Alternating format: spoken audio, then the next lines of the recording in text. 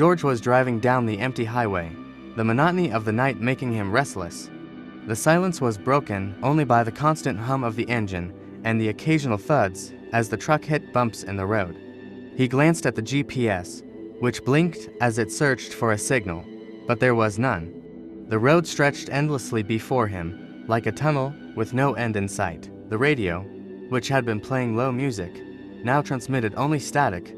"Damn signal," he muttered. The journey felt more isolated than usual. No other vehicles, no towns in sight. Just the vastness of the night and the white lines of the highway running beneath the truck. As he drove, things started to get strange. First, there were the abandoned cars. On the side of the road, a row of dusty, rusted vehicles sat with their doors left wide open, as if the occupants had fled in a hurry.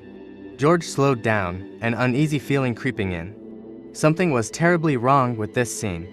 Dark stains on the ground near some of the cars looked suspiciously like dried blood. He sped up, his discomfort growing into a deep chill. He didn't want to find out what had happened there. He just wanted to get away from this road as quickly as possible. Then the fog began to form. At first, it was just a light mist, barely covering the road ahead. But, as he continued, the fog thickened, swallowing the headlights and making it hard to see more than a few feet in front of him. George slowed down, his eyes straining to focus on the path, but deep down, he knew this fog wasn't natural. His tension spiked when he started noticing figures along the roadside. At first, they were just vague shadows at the edge of his vision. But as he drove further, the shapes became clearer. People, they were standing there, lining the road, watching him as he passed. Their faces were pale, their eyes wide, as if waiting for something. Every single one of them stared at him, their lips twisted into eerie, unnatural smiles. A deep shiver ran down George's spine. What the hell is going on? He thought, trying to stay calm. He knew something was terribly wrong, but he couldn't stop. Not here. As he drove on, more and more of those figures appeared.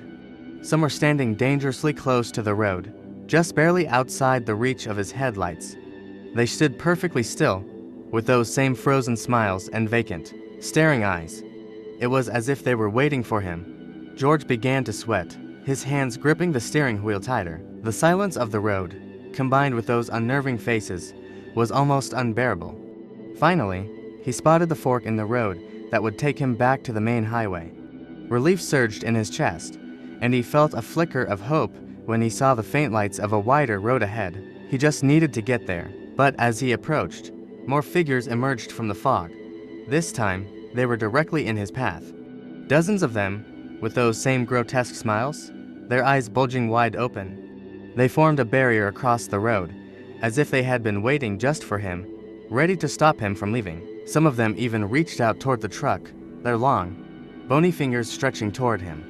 George slammed on the brakes, his heart pounding. He was surrounded. The figures seemed to come out of the fog like nightmares made real, their faces distorted and inhuman. Panicking, he shut his eyes tight and leaned on the horn, hoping the noise would drive them away. "Get out of the way," he yelled, the blare of the horn echoing through the fog. But there was no response. He honked again, harder, desperately trying to clear the path. His whole body trembled, the fear taking over, leaving no room for reason. He honked one last time, the sound reverberating like a scream for help. When he finally opened his eyes, the road was clear. The figures had vanished. There was no one there. His hands shaking, George hit the gas, desperate to leave that place. The road ahead seemed safe again. A sense of relief began to settle in, though annoying unease still clung to him, burrowing into his chest. After a few miles, he started to relax. "I just need to get back to the main road and forget all this," he thought. But before he could finish that thought, he heard a faint noise from behind him, a soft, almost imperceptible scratching sound coming from the back of the truck.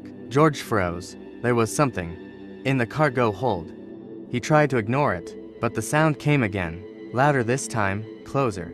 He glanced into the rearview mirror, trying to see, but the darkness back there was too thick. Something was back there, and then a hand appeared at the back of his neck. The cold, clammy grip was enough to make him lose control of the wheel. Before he could react, the hand tightened with a brutal force. The world spun, and everything went black in an instant. George now stood at the side of the road, along with many others, His eyes were wide, unblinking. The smile on his face was disturbing, stretched in a frozen expression of fear. Along the roadside, they waited in silence for the next unsuspecting traveler to enter the fog. In George's mind, there was only a vast emptiness. His soul had been consumed by that place, and now he was just another watcher on that cursed road, doomed to an eternity of waiting without purpose, without hope, without end.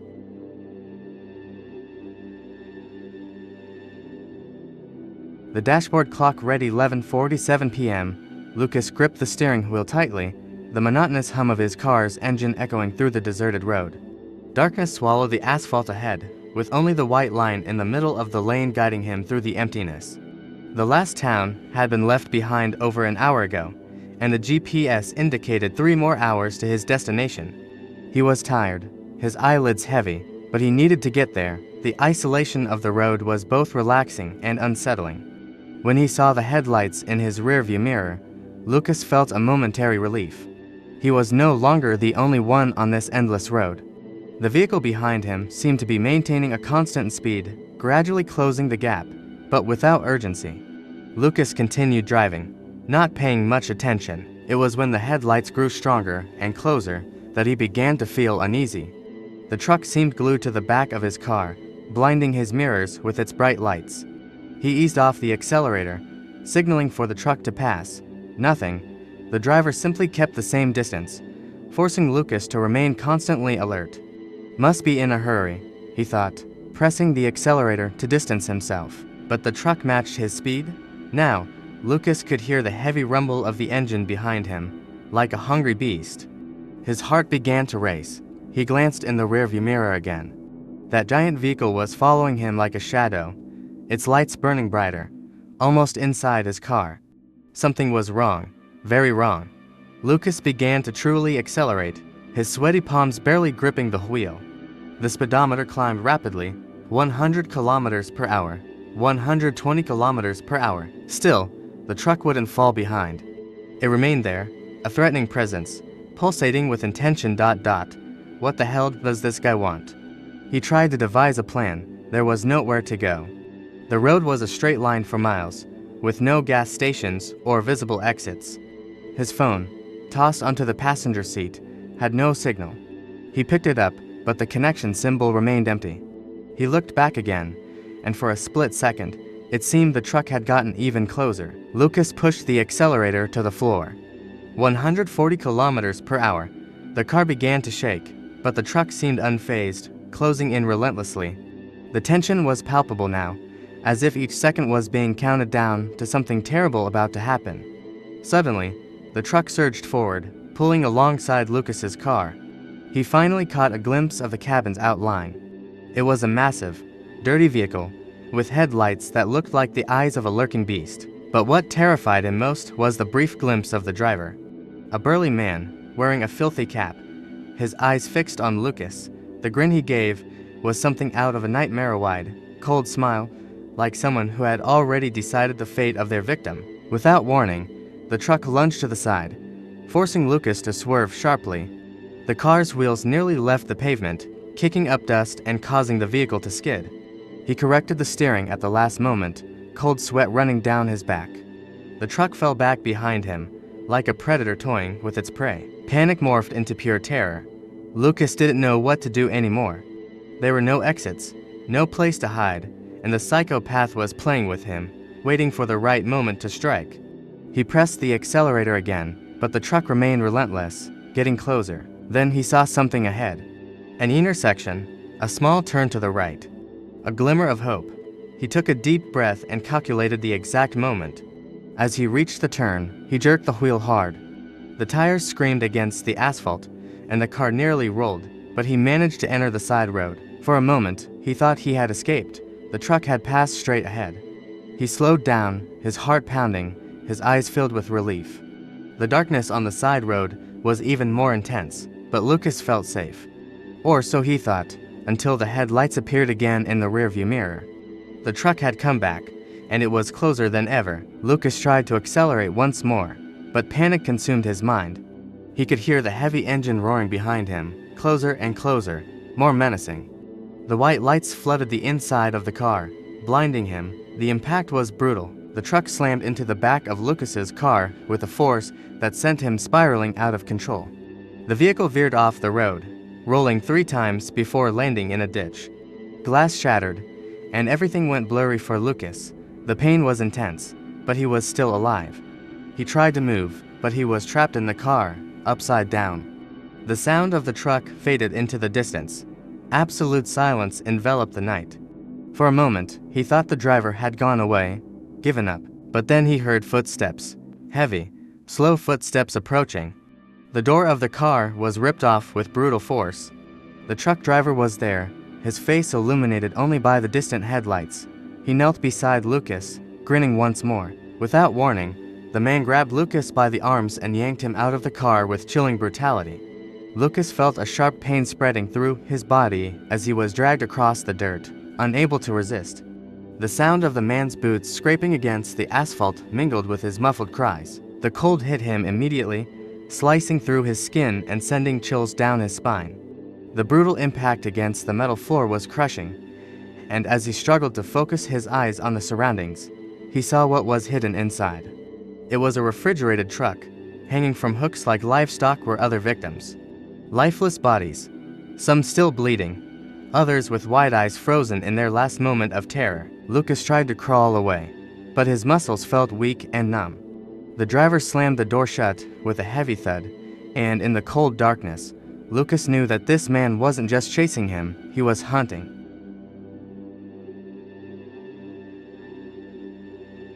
Carlos had been on the road for hours, battling fatigue. The radio was failing to tune into any station, and the silence in the truck was broken only by the constant roar of the engine and the cold wind seeping through a small crack in the window. The long, deserted roads at night always left him uneasy, but nothing he couldn't endure. He had seen it all in his 20 years as a truck driver, or at least, that's what he thought.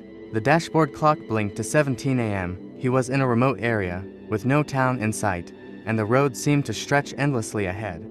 He decided to stop at the next gas station he found, stretch his legs, have a strong coffee, and maybe take a nap.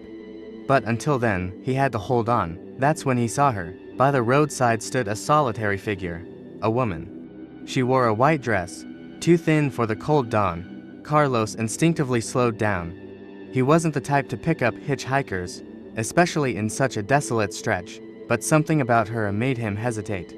She seemed out of place, as if lost.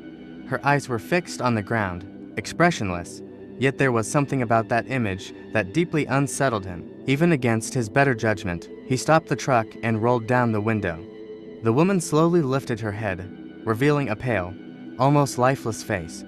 Her eyes were deep, empty, as if looking right through him. "Need a ride?" Carlos asked, trying to sound casual, but his voice came out tense. She nodded slowly and climbed into the cab with stiff movements. As soon as the door closed, Carlos felt a shiver run down his spine. The temperature in the truck seemed to drop a few degrees, and the air became heavy, almost suffocating. The woman said nothing, simply settling into the passenger seat, staring at the road ahead. He started the truck again, trying to ignore the growing discomfort. Minutes passed in complete silence. Carlos stole a quick glance at her. She sat still, her hands resting in her lap, her eyes fixed on the dark horizon. It wasn't typical for a hitchhiker to be so quiet, especially in a place like this. "Where are you headed?" he asked, attempting to break the silence. "I've been here before," she said, her voice low and dragging, as if it came from very far away. Carlos frowned. The phrase made no sense. "What do you mean? Do you live around here?" She took a moment before responding, without taking her eyes off the road. "I died here." Carlos's blood ran cold.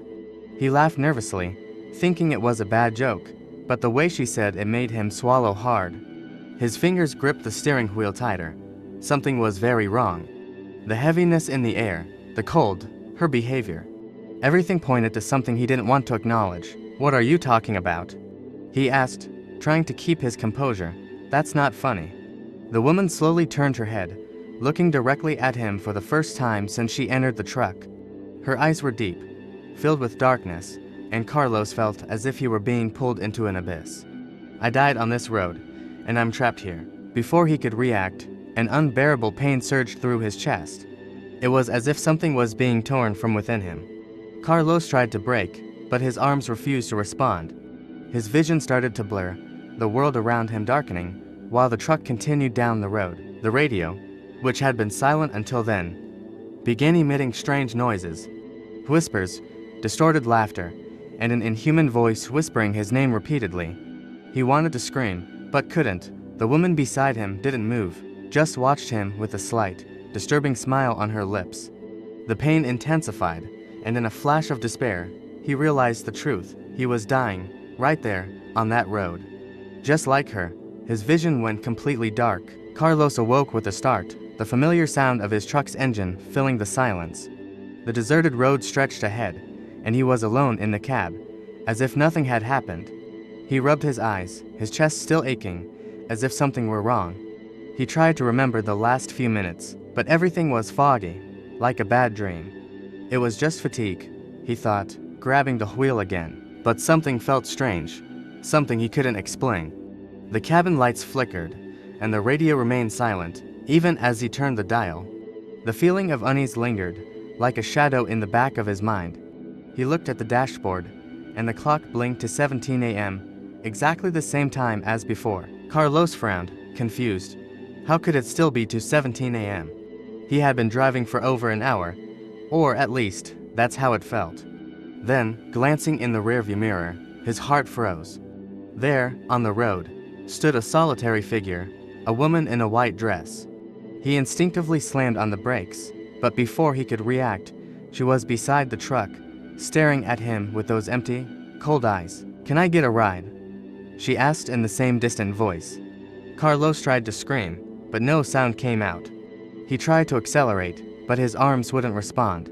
He was trapped, stuck in that moment, in that place, doomed to relive that scene forever. The truck driver, now a lost soul, would wander the road for all eternity, repeating the same nightmare, never realizing that he too had already died. The truck moved forward, and the woman climbed in again, the cycle starting anew. Carlos would drive forever, never finding a destination, trapped on a road that never ends.